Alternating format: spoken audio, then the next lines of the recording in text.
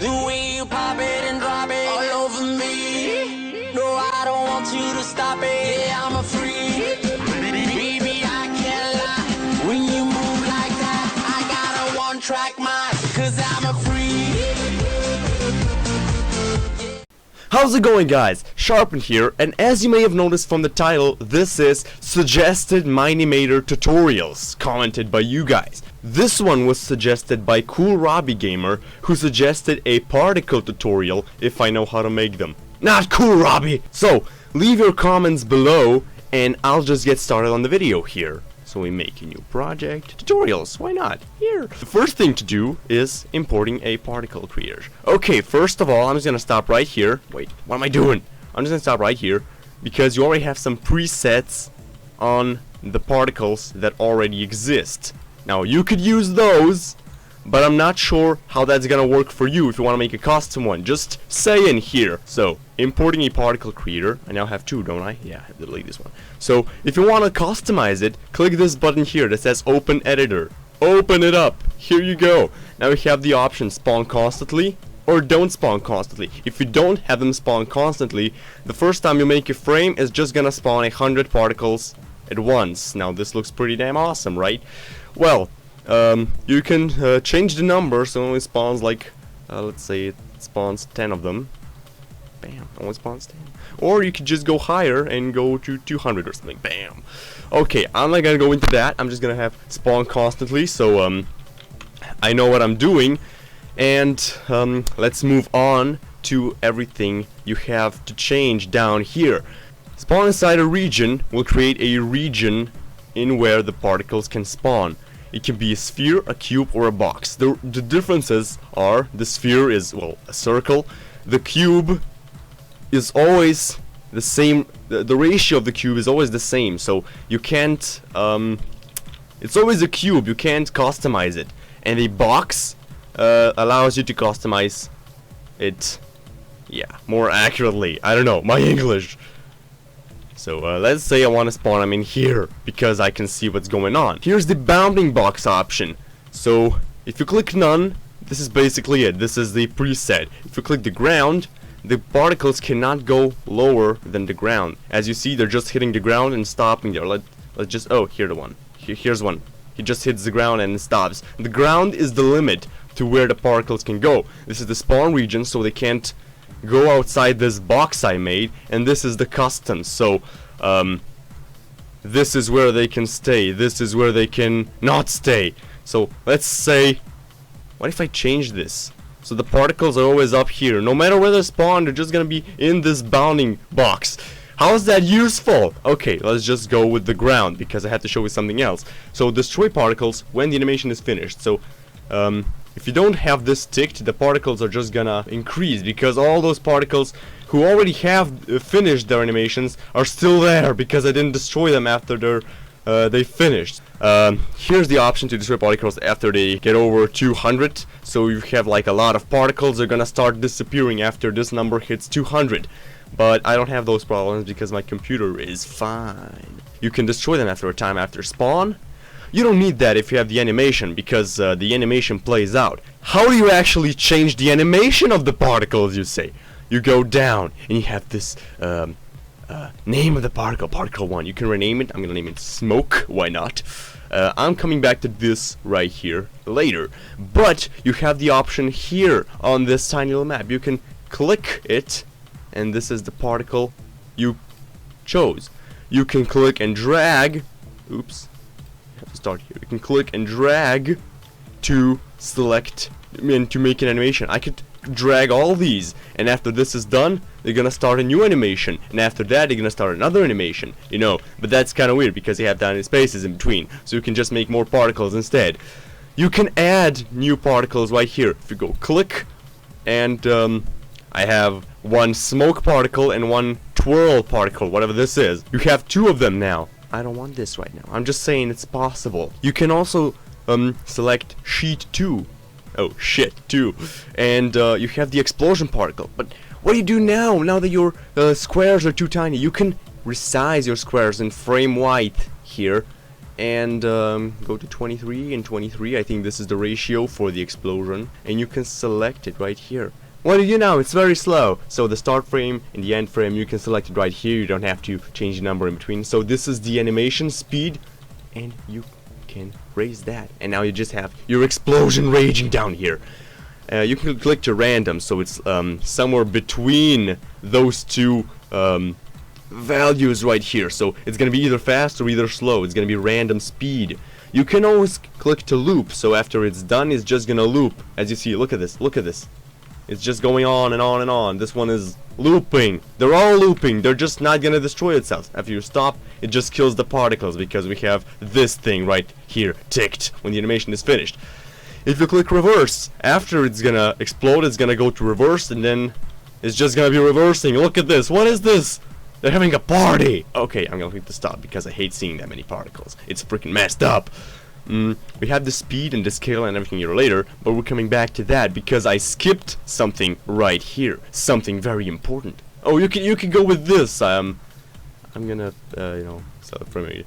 These are the frame rates I choose. Look at this. It's freaking weird. I'm gonna select a normal smoke particle because why not? Okay, because why not? You can add an item to the game or an entity, even an entity, but I'm gonna go with a grass block. I'm gonna hit it down so I don't have to watch it. It just has to be in the animation. Yes, it's a grass block. I get it. Now you open the editor, and you can go. Okay, select the smoke.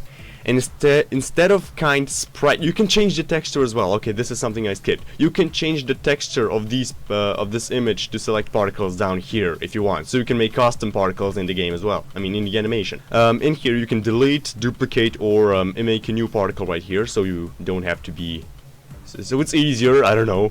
You can change this kind sprite here. Sprite means you have this texture available, but if you click grass block, it's gonna summon grass blocks. Now this is why you need the time after spawn, so it actually kills your grass blocks, or else they're gonna be flying everywhere. Look at this. 5 seconds passed, the grass block is deleted. Let's say I'm gonna make a grass block fountain, because why not? Because I get to use all of these settings down here. Now as you see, as I selected grass block, I get rotation and rotation speed, which I didn't have with regular particles, because how are you gonna rotate a particle? You're not gonna. Exactly, they're always facing the camera. But you have this option if it comes to entities or blocks or items or anything you want to add here. Literally anything you import. You can even summon whole sceneries in here. Like you can throw houses in the ground as particles because they're in the animation and it's an option. Okay, let's see what speed does. So it's a random or not a random thing. The speed of X is always gonna be somewhere between -20 and +20. If we raise that, you see that it increases in X axis. So the speed increases in X. They're always gonna go a little further in X because I increased this to 200. God damn it. Okay, I need to raise that up a little bit. So, but the second one is always is still -20. So some of them are still going in this direction.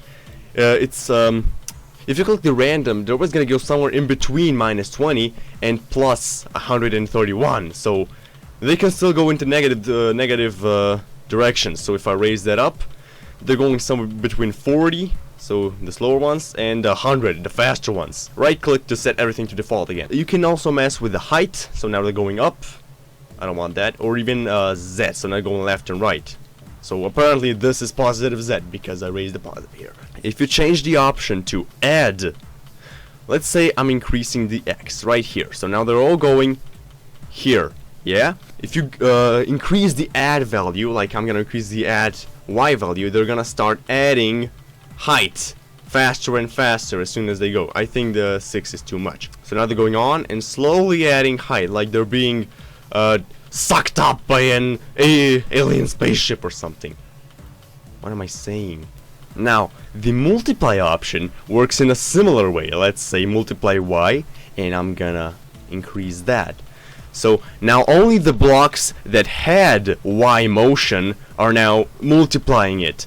The ones that didn't have any Y motion are gonna stay on the ground, but the ones that already were moving a little bit up are now moving further up because they're multiplying the speed they already have. If you do the same with add, they're gonna add this speed to all of them. Moving on to rotation. Okay, you know what? I'm gonna decrease the number because that's too much. Rotation. This is just how they're gonna spawn. So if I set this to 0, they're all gonna summon turned in the same way. I mean, they're gonna spawn with the same rotation. So this just indicates how they're gonna spawn. How rotated are the particles gonna spawn?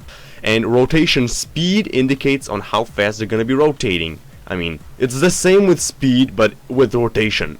Excuse me, I'm sick.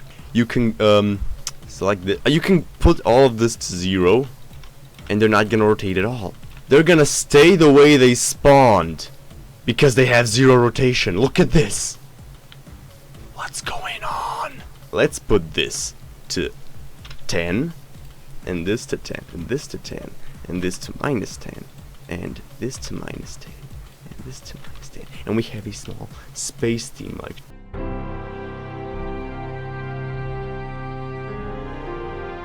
Okay, let's set this back to default because I hate that. The add and multiply works the same way, so you know. Moving on to scaling. Now you can scale it up, and they're gonna spawn bigger.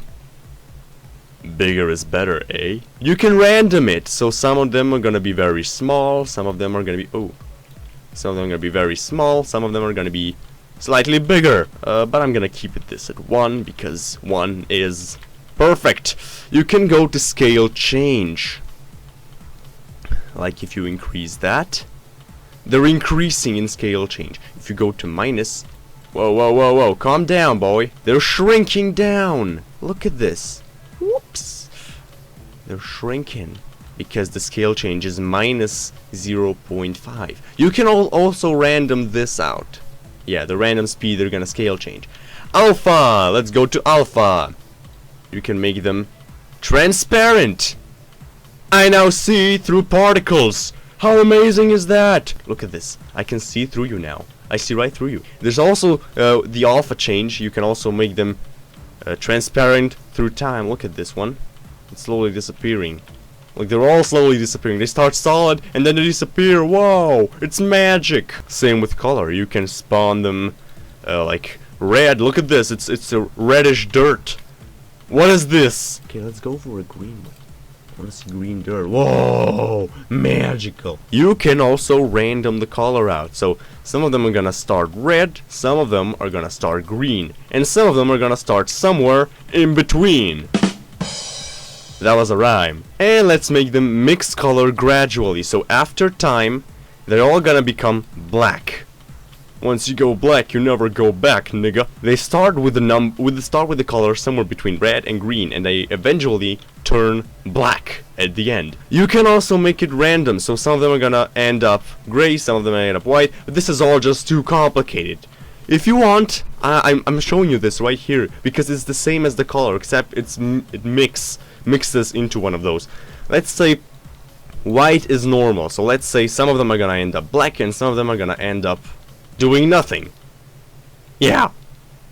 So just some of them are gonna turn black and some of them are gonna stay the same. Mix time is 3 seconds. I can make them turn black sooner or random again. So now you see it's all professional. You can use the spawn region or you cannot use the spawn region. Now they're all spawning right here. I don't know what's the use of this. If I didn't want to use the spawn region, I just wouldn't set it up here. Why does this exist? You can use the bounding box, or you cannot use the bounding box. Now now you see they're going below ground, which I set up here. Look, I don't want you to go below ground. Why does this option exist? Look, what am I gonna do with this? Okay, this is the bounce factor.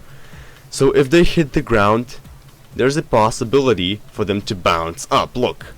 Bam, they bounced up. Whoa, what is going on here? And you also have an orbit attraction.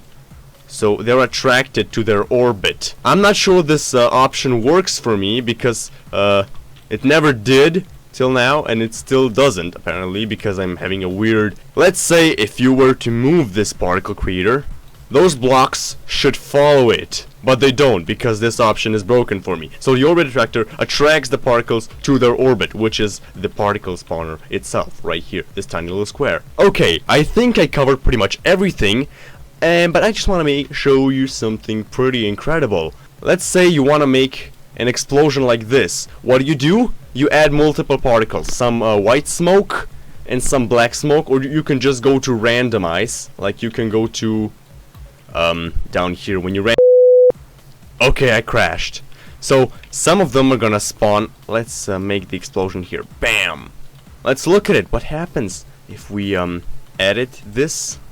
So this is the black smoke, this is the white smoke, and this is the explosion. Simple as that. Black smoke has a smoke, black color, of course. Oh, okay, that's not black smoke. I think that's white smoke. Yeah, that's white smoke, and it has the speed set right here, and it's the same with the explosion. Now you kind of see how that works. Now you get to do the same, but with blocks. You get to, you know, like make an explosion and make it sound blocks. Now I'm gonna do something for you. I'm gonna make this 23, 16, something like that. Look at this nice little shape. I want to, what do I want to do? I don't know. I'm gonna move this a little up, and I'm gonna mess with the speed. So the speed of these two can go up to 40 in each direction, and it's gonna be launching them up with 100 to 80. So it's gonna be a lot of they're going up, and I'm gonna add Y. What happens? They start falling down and bouncing off the ground. Look at this, it looks so freaking awesome.